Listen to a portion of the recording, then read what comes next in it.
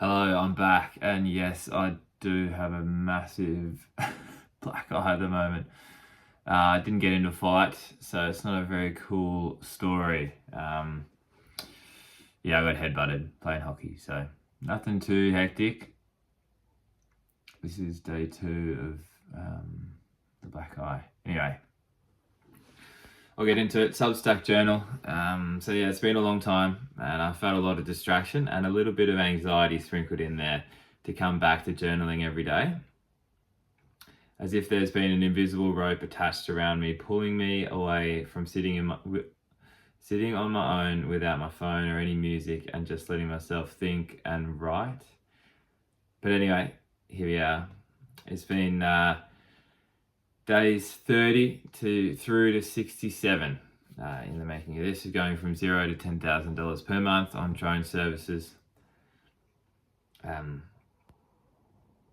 Where have the last 37 days gone? I feel like I haven't accomplished that much in this last month, if I'm being completely honest with myself. As I'm writing this and reflecting on the last 37 days, there isn't many big things that have come to mind in terms of accomplishments with my drone piloting career and business, or money gaining tasks for the business.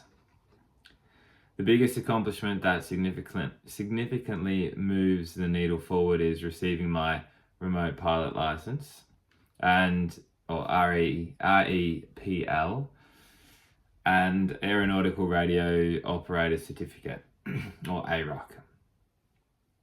I went out to Cessnock for the day after completing a theory component online and flew a DJI Mini 3 Pro, DJI Mavic 3 Pro, and the DJI Matrix 600 or M600.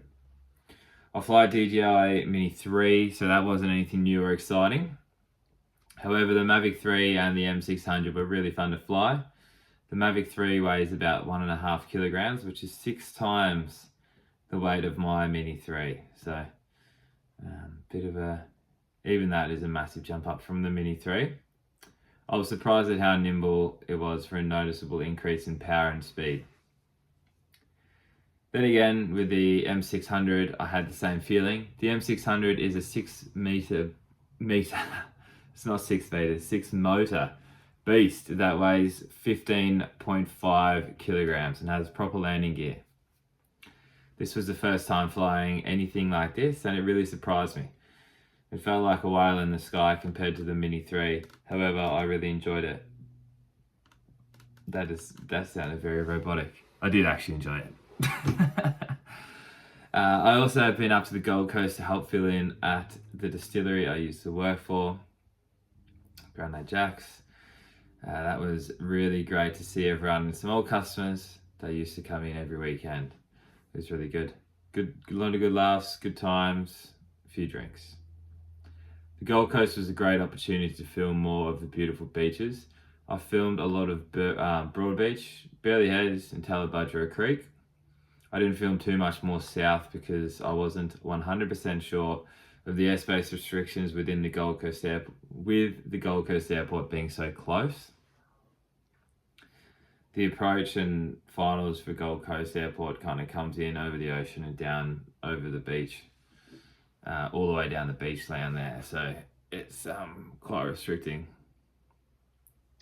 However, I know now that since receiving my REPL and flying a drone that weighs less than 250 grams, I can fly up to 45 meters above ground level unless I'm so close to the airport that I cause a collision or endanger any other aircraft, which is great news. So 45 meters is still pretty high. Like, you get a good shot with the DJI Mini 3 from 45 meters.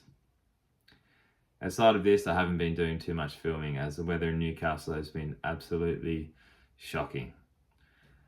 Although today it is blue skies out there, so hopefully get into some sunshine, get a bit of colour on the skin. I've been working on completing my REPL and lacking motivation as well. If I'm being completely honest with myself, I'm quite disappointed with my performance in the last 37 days, and I have fallen into a bit of a rut. I know this because I've even stopped exercising, which is out of character for me. I've been listening to quite a lot of podcasts from people who inspire me in the business world, searching for answers or models to shake things up and get me out of this funk. What I've found isn't particularly groundbreaking. I've used some of these methods before and they've really helped or really worked.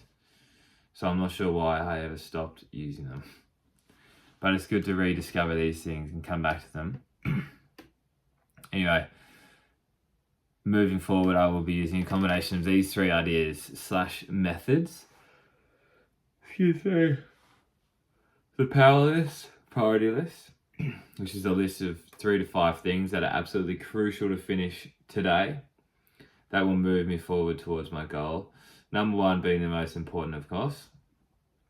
Setting false deadlines or deadlines just in general. Setting fake deadlines or making up your own deadlines for tasks has been really effective for me in the past, and it's a great way to really focus on the things that need to be finished before the deadline.